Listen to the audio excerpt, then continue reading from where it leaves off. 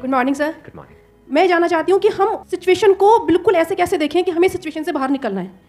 कि मान लो हमारे पास बार बार कोई प्रॉब्लम आ रही है, हम उसे फेस कर रहे हैं, फिर जो आसपास के हमारे सराउंडिंग्स के लोग हैं वो भी टाउंटिंग कर रहे हैं हम पर, नहीं तुमने पहले भी ऐसे किया था, अब फिर तुम फेल हो जाओगे इसमें, तो वहाँ जाकर के हम स्टक हो जाते हैं और फिर हमारा कॉन्फिडेंस लूज हो जाता है। हम एग्जैक्टली कहाँ स्टक हो जाते हैं, जिसको आप जो वर्ड यूज कर रहे हो स्टक हो जाते हैं, मतलब आप कह रहे हो कि हम अपनी थिंकिंग में स्टक हो जाते हैं। थिंकिंग में स्टक हो जाते हैं, राइट? कि हम ओवर थिंकिंग में चले जाते हैं। ओवर थिंकिंग, हम बैठे बैठे बस सोचते रहते हैं कि ऐसा क्यों हुआ, क्या हुआ, ऐसा नहीं होना चाहिए, कि हमारे में कुछ ऐसा हो गया तो क्या होगा, वैसा हो गया तो क्या होगा, मैं दोबारा भी ट्राई किया नहीं हुआ तो क्या होगा। हम जानते हैं कि पहले भी ऐसा हुआ था, फिर हमने उसे ओवरकम कर लिया, लेकिन बार बार वही चीज आते आते फिर वही ब्रेन का जो कंफर्ट जोन है हम फिर वहीं स्टक होने लगते हैं। और जिस कंफर्ट जोन की आप बात कर रहे हो वो एक्चुअल में ओवर थिंकिंग वाला जोन है। ओवर थिंकिंग वाला जोन है, मतलब बैठे बैठे बस सोचते रहते हैं जैसे हमारी कंडीशनिंग हुई है, कर कुछ नहीं पाते हैं। करते भी हैं तो थोड़ा सा करना शुरू करते हैं, उसके बाद वापस से वो थॉट्स हमारे ऊपर हावी हो जाते हैं। राइट? यही आप कह रहे हैं। सर प्रॉब्लम जो है इतनी ज़्यादा, क्योंकि एक्चुअली क्या लाइफ में अगर कुछ अच्छा होता है तो शायद हम प्रॉब्लम से इजीली निकल जाते हैं, बट बैक टू बैक जब आपको फेलियर्स ही मिल रहे हैं उस टाइम पे भी आपको फिर देखना ही बंद हो जाता है कि हाँ निकलने का भी कोई रास्ता है। प्रॉब्लम सबसे बड़ी पता है क्या है? कि सबको यही लगता है कि हमारी प्रॉब्लम सबसे बड़ी है। अगर यहां पर मैं एक एक करके सबको बोलूं कि आप बताओ कि आपकी लाइफ में क्या क्या प्रॉब्लम्स आई या अभी क्या प्रॉब्लम्स चल रही है, तो आई एम श्योर कोई सोच भी नहीं सकता कि अच्छा ऐसी प्रॉब्लम्स भी कोई फेस कर सकता है क्या। तो इन प्रॉब्लम्स के बावजूद भी कुछ लोग आगे बढ़ पाते हैं, कुछ नहीं बढ़ पाते हैं। That is the big question कि एग्जैक्टली हम स्टक कहां पर होते हैं। क्या हम एक्चुअल में लाइफ में प्रॉब्लम्स में फंसते हैं या उन प्रॉब्लम्स को लेकर के जो हमारी थिंकिंग है वहां फंसते हैं? सबसे पहले ये चीज हमको क्लियर होना चाहिए। तो जो हम कह रहे हैं फंस गए हैं, हम एक्चुअल में प्रॉब्लम्स में नहीं फंसे हैं, क्योंकि प्रॉब्लम्स तो सबकी लाइफ में है। हम एक्चुअल में थिंकिंग में फंस जाते हैं। ये पॉइंट सुनने में छोटा लग रहा होगा, but it is a very big point two understand in life, जो 99% लोगों को नहीं समझ में आता है। हम क्या समझते हैं कि हम प्रॉब्लम्स में फंस गए हैं, क्योंकि the moment you say that, तो जब तक प्रॉब्लम्स रहेगी तब तक आप फंसे रहोगे। और प्रॉब्लम्स कब तक रहेंगी? लाइफ टाइम, जब तक लाइफ रहेगी। बट द मोमेंट यू से कि मैं प्रॉब्लम्स में नहीं फंसा हूं, प्रॉब्लम्स मतलब लाइफ में नहीं फंसा हूं, मैं लाइफ के बारे में जो मेरी थिंकिंग है उधर मैं फंस गया हूं जाकर के, अब मैं उस थिंकिंग को कैसे चेंज करूं? इफ यू से दैट, तो वो आपके हाथ में पूरा कंट्रोल है। But if you ask me this question कि मेरी लाइफ की जो प्रॉब्लम्स हैं वो कैसे सॉल्व हो, तो उसका कोई जवाब नहीं है, क्योंकि वो कभी नहीं होगा। आज आपकी एक प्रॉब्लम है वो सॉल्व हो भी जाएगी, कल कोई और प्रॉब्लम आ जाएगी, परसों कोई और आ जाएगी, फिर कोई और आ जाएगी, फिर कोई और आ जाएगी। Right sir. तो कैसे हम अपनी थिंकिंग को चेंज करें? सिंपल, थिंकिंग चेंज हो गई तो सब चेंज हो जाएगा। सब चेंज हो जाएगा, क्योंकि प्रॉब्लम्स को देखने का नजरिया बदल गया तो प्रॉब्लम बदल गई। एक बंदा जिसकी थिंकिंग नहीं फंसी हुई है उसको आप चारों तरफ से फंसा दो, वो निकल जाएगा। लेकिन जिसकी थिंकिंग फंसी हुई है उसको आप जाकर के दुनिया जहान के सारे रिसोर्सेज दे दो, पूरा का पूरा खजाना भी दे दो, तब भी वो नहीं निकल पाएगा, तब भी रोएगा बैठ करके कि क्या मेरे को चारों तरफ खजाने से कैद कर दिया। अरे भाई खजाना है, कैद नहीं है। देखे ना ऐसे लोगों को जिनके पास में सब कुछ है लेकिन रोते रहते हैं। तो सब कुछ मिलना इज नॉट अ सॉल्यूशन। जिनकी लाइफ में कोई प्रॉब्लम नहीं है वो भी रो रहे हैं। सो अब आता है कि इसका सॉल्यूशन क्या है, कि we are stuck in our thought process, how to get out of it. तो सबसे पहली चीज ये समझनी है, ज्यादा सोचने से कुछ नहीं होता है, सही सोचने से होता है। अभी सही सोचना क्या है? What is right thinking, not positively सोचना। इसको भी ध्यान से समझ लेना। पॉजिटिव सोचना क्या सही सोचना होता है? फॉर एग्जाम्पल, आगे आप जा रहे हो, किसी जंगल में हो और आगे दलदल है और आप पॉजिटिव सोच रहे हो, मेरे साथ में कभी कुछ गलत हो ही नहीं सकता, मैंने तावीज पहना हुआ है, ये मुझे बचाएगा। बहुत लोग हैं बहुत पॉजिटिव है लाइफ को लेकर के, बट क्या उनकी सोच सही है? अभी सही सोचना क्या है? सर मेरे हिसाब से मतलब इंटेलिजेंसी से सोचना, मतलब कुछ ऐसा सोचे कि आगे जाके हमें कोई हानि ना हो, कि एक इंटेलिजेंट माइंड से सोचे। अभी इंटेलिजेंट क्या है और फूलिश क्या है? एक है फूलिश तरीका सोचने का, बेवकूफों की तरह सोचना, एक है इंटेलिजेंस के साथ में सोचना। What is intelligence? जिसको हम इंटेलिजेंस कहते हैं वो इंटेलिजेंस क्या है? साइंस को इंटेलिजेंस कह सकते हैं? नहीं कह सकते, नहीं कह सकते। तो किसको कहोगे? सुपरस्टिशंस को इंटेलिजेंस कहोगे? सुपरस्टिशंस मतलब क्या? बिलीफ, कुछ भी मान रखा है उसको पकड़ के बैठे हुए उसके हिसाब से एक्ट कर रहे हैं, उसको इंटेलिजेंस कहोगे? या साइंस जिस तरीके से आगे बढ़ रही है उसको इंटेलिजेंस कहोगे? एग्जैक्टली। तो साइंटिफिक वे ऑफ थिंकिंग समझना पड़ेगा, वो क्या है, उसको अपनी लाइफ में लगाना पड़ेगा, तब आप कह सकते हो आपकी जो थिंकिंग है वो सही है। अब ये साइंटिफिक थिंकिंग मतलब क्या? रियलिटी को एज इट इज देख लेना, दैट इज साइंटिफिक थिंकिंग। यही तो है, और क्या है? There are laws of this universe, उसको एज इट इज देख लेना, उसको ऑब्जर्व करना, यही तो है साइंटिफिक थिंकिंग। उन लॉज को बदलना नहीं, क्योंकि साइंस बदल नहीं सकती उन लॉज को। लॉ ऑफ ग्रेविटी को साइंस बदल नहीं सकती है, उस लॉ को समझ करके उसके हिसाब से एक्ट कर सकती है। इसी साइंटिफिक थिंकिंग को अगर हमको अपनी लाइफ में लगाना हो तो इसका मतलब क्या? एक थिंकिंग हो सकती है लाइफ से रिलेटेड, जो भी आपके दिमाग में कचरा भरा पड़ा है बचपन से लेकर के आज तक, जैसा आपको समझाया गया है लाइफ के बारे में। किसने समझाया है? वो लोग जो खुद नहीं समझते, लाइफ के बारे में अपने अपने बिलीफ बनाए हुए हैं, अपने अपने स्टैंड पॉइंट से लाइफ को देख रहे हैं। फॉर एग्जाम्पल, कोई हिंदू है तो एक तरीके से लाइफ को देख रहा है, कोई मुस्लिम है तो अलग तरीके से लाइफ को देख रहा है, क्रिश्चियन है तो अलग तरीके से देख रहा है। क्या सही है इन तीनों में से?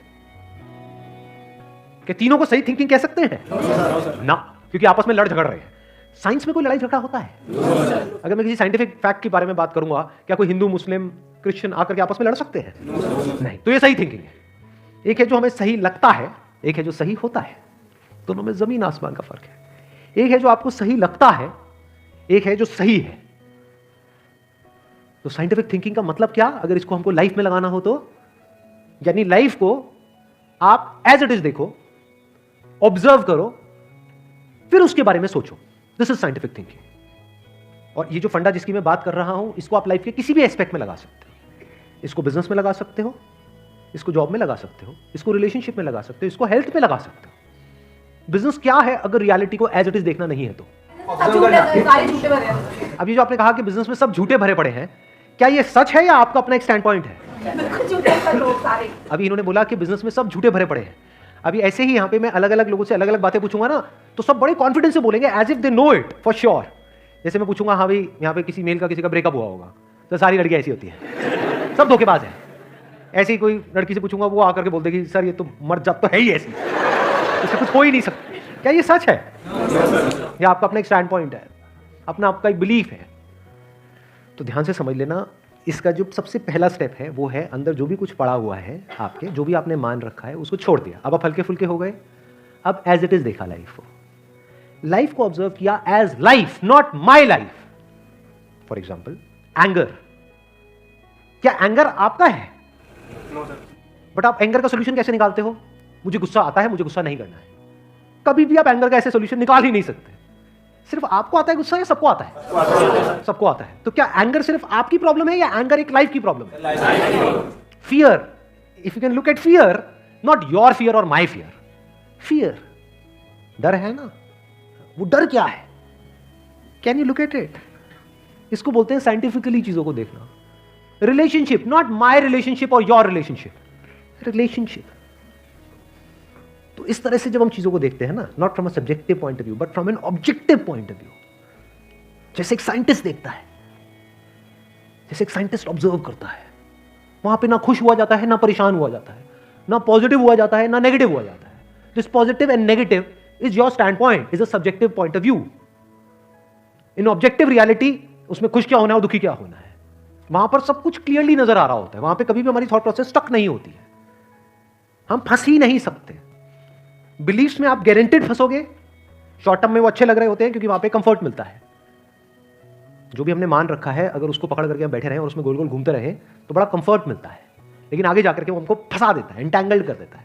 बट जो रियलिटी है वो धीरे धीरे धीरे धीरे आपको आजाद करती रहती है, जितना आप रियलिटी को समझ जाते हो उस लेवल तक। यानी कि अगर इसको मैं पूरा समअप करूं, जो भी मैंने अब तक कहा है उसको, ये सेशन शुरू कहां से हुआ था? फेलियर से हुआ था कि एक के बाद एक हमने लाइफ में बहुत सारे फेलियर्स फेस करे हैं। तो अब अपने फेलियर्स को ऑब्जर्व मत करो, अपने को बीच में से हटा दो, ऑब्जर्व करो ये जो फेलियर्स हैं ये क्या है। तो you will start seeing the nature of those failures, you will start seeing the causes of those failures. For example मेरी लाइफ है, अगर मेरे को उसको ऑब्जर्व करना है, दो तरीके हो सकते हैं। एक ये, मैं अपनी लाइफ में थोड़ा सा जा रहा हूं जिससे कि आप उसको रिलेट कर सको। मैंने पास में कुछ गलतियां करी, बहुत बड़ी बड़ी गलतियां करी, मेजर लॉसेस हुए, तो एक एंगल तो ये हो सकता है मैं ऐसा कैसे कर सकता हूं। दूसरा ये है कि मैं ऑब्जर्व करूं कि एग्जैक्टली वो गलती क्या थी और उसका कॉज क्या था। तो वो दिख जाता है, अच्छा उस टाइम पे वो ग्रीड बहुत ज्यादा हावी हुई पड़ी थी। अच्छा ग्रीड क्यों हावी हुई पड़ी थी? इतना लालच क्यों आया हुआ था कि हाँ ये करना है, ये करना है, ये करना है, ये क्यों आया हुआ था? और बचपन से ऐसी कंडीशनिंग हुई पड़ी थी, बचपन से घर में यही सारी बातें सुनी थी, तो इसलिए I was acting out of that information जो मेरे अंदर फीडेड थी, and that was not correct information. वो सारी इंफॉर्मेशन गलत थी, जिसकी वजह से मैंने जल्दी से एक्ट किया, बिना सोचे समझे, बिना सही थिंकिंग के एक्ट कर दिया, उस वजह से जाकर के फंस गया। तो मुझे उस बंदे ने नहीं फंसाया, मैं खुद फंसा अपने लालच की वजह से। तो अब ये क्लियर हो रहा है हम कैसे देखते हैं। तो वंस वी सी दैट, तो अब मैं उससे पूरी तरह से फ्री हो गया, because I understood something which is very basic in life, जिसकी वजह से पूरी की पूरी लाइफ एक अलग ट्रैक पे निकल गई। क्या समझ आया?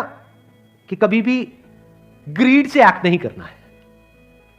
अब इसको हम समझते हैं, कैसे समझते हैं? मॉरल साइंस की बुक से। वो सब बकवास है, ये लालच नहीं होना चाहिए, सबके अंदर लालच भरा पड़ा है, बट लालच हमको कैसे फंसाता है, इसको ऑब्जर्व किया अपनी गलतियों के बेस पर, और फिर समझ आया अच्छा ये होता है। लालच से ग्रोथ नहीं होती है। लालच से आप पैसा कमा सकते हो बट उसको आप ग्रोथ नहीं कह सकते, क्योंकि आप डिग्रेड हो रहे हो, तो आप एक्चुअल में ग्रो नहीं कर रहे हो। एक्चुअल ग्रोथ में उसको कह सकता हूं जो होलिस्टिक ग्रोथ हो, उसको ग्रोथ बोल सकते हैं। आपने पैसा तो कमा लिया लेकिन डर में जी रहे हो कि मैंने इतने घपले कर दिए, अगर किसी ने पकड़ा गया तो पता नहीं क्या हो जाएगा, क्या फायदा इसी लाइफ का, उसको आप ग्रोथ कहोगे? Can you call it growth? ना। तो लालच से ग्रोथ नहीं होती।